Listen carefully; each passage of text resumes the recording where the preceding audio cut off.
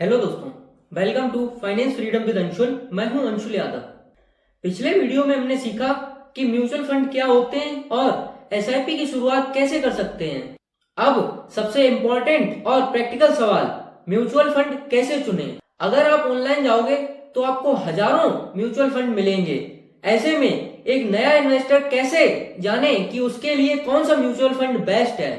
Tension मत लो, आज हम कुछ ऐसे बिगिनर्स फ्रेंडली मापदंड देखेंगे जिनसे आप खुद फंड को एनालाइज कर सकते हैं, देख सकते हैं कि आपके लिए कौन सा फंड बेस्ट है। और हाँ, लास्ट में मैं कुछ पॉपुलर म्यूचुअल फंड्स के एग्जांपल्स भी दूंगा। तो चलिए शुरू करते हैं म्यूचुअल फंड की पाठशाला। सबसे पहला क्राइटेरिया, लॉन्ग टर्म परफॉर्मेंस। कोई भी फंड तभी अच्छा होता है जब लंबे समय तक वो अच्छा परफॉर्म करे। हमेशा ये तीन चीजें देखो। फर्स्ट, 5 इयर्स की परफॉर्मेंस। 1 साल का रिटर्न देखना गलती है। 5 साल में फंड ने कितना रिटर्न दिया है ये देखो। 5 साल में एक मार्केट साइकिल कंप्लीट हो जाती है। सेकंड, किसको बीट किया। हर फंड का एक बेंचमार्क होता है। अगर वो 3 या 5 सालों में अपने बेंचमार्क से कंसिस्टेंटली अच्छा रिटर्न दे रहा है तो वो अच्छा फंड मैनेजर है। And last, consistency. क्या फंड अच्छा कर रहा है या फिर केवल 1 साल में बहुत बड़ा जंप दे दिया। कंसिस्टेंसी हमेशा सडन जंप से बेहतर होती है। एक सिंपल रूल बताता हूँ, अगर फंड ने 7 साल से कम में अच्छा रिटर्न दिया है तो उस फंड पर भरोसा मत करो, उस फंड को टाइम दो। अब आते हैं दूसरे क्राइटेरिया पर, जो कि है एक्सपेंस रेशियो। अब ये एक्सपेंस रेशियो क्या है?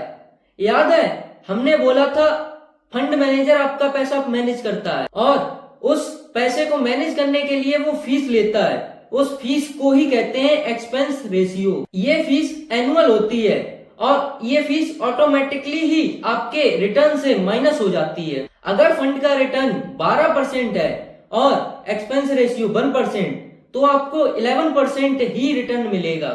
रूल ऑफ थंब, छोटा नियम, हमेशा डायरेक्ट प्लान लो, ये रेगुलर प्लान से सस्ता होता है। लार्ज कैप और इंडेक्स फंड्स का एक्सपेंस रेशियो हमेशा कम होना चाहिए, 0.1% से लेकर 0.5% तक। हाइब्रिड और स्मॉल कैप फंड्स का एक्सपेंस रेशियो थोड़ा ज्यादा हो सकता है, 0.7% से लेकर 1.5% तक। एक सिंपल रूल बताता हूँ, हमेशा डायरेक्ट प्लान लो। कम एक्सपेंस रेशियो इक्वल टू ज्यादा प्रॉफिट आपकी पॉकेट में।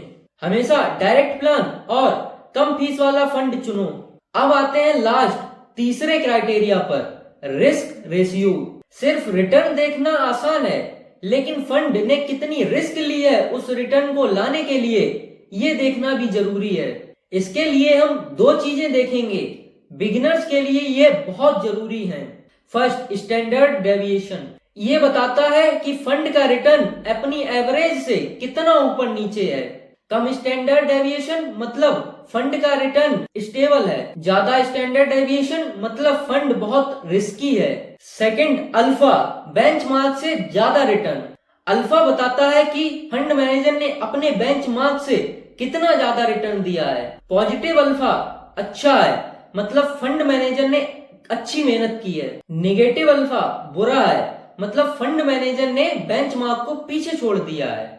ऐसे फंड चुनो जिनका स्टैंडर्ड डेविएशन कम हो और अल्फा पॉजिटिव हो। इन 3 criteria, performance, expense ratio, risk ratio को ध्यान में रखते हुए यहाँ 3 बिगिनर्स फ्रेंडली कैटेगरीज हैं जहां आप अपनी पहली एसआईपी शुरू कर सकते हैं। जिसमें पहला है low risk low cost passive funds, जो कि इंडेक्स फंड्स हैं, जिसमें निफ्टी 50 इंडेक्स फंड आता है। ये सीधा निफ्टी 50 को कॉपी करते हैं। रिस्क कम है, एक्सपेंस रेशियो सबसे कम है, न्यू इन्वेस्टर्स के लिए बेस्ट फाउंडेशन है। सेकंड, मीडियम रिस्क, जिसमें बैलेंस्ड हाइब्रिड फंड्स आते हैं।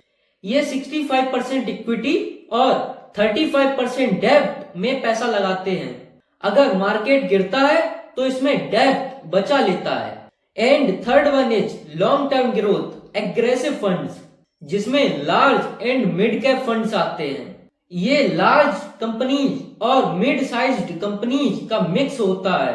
ये फंड 10 साल से ज्यादा के गोल्स के लिए अच्छा है। मैं आपको स्पेसिफिक फंड का नाम नहीं बता रहा हूँ, ये बस कैटेगरीज हैं।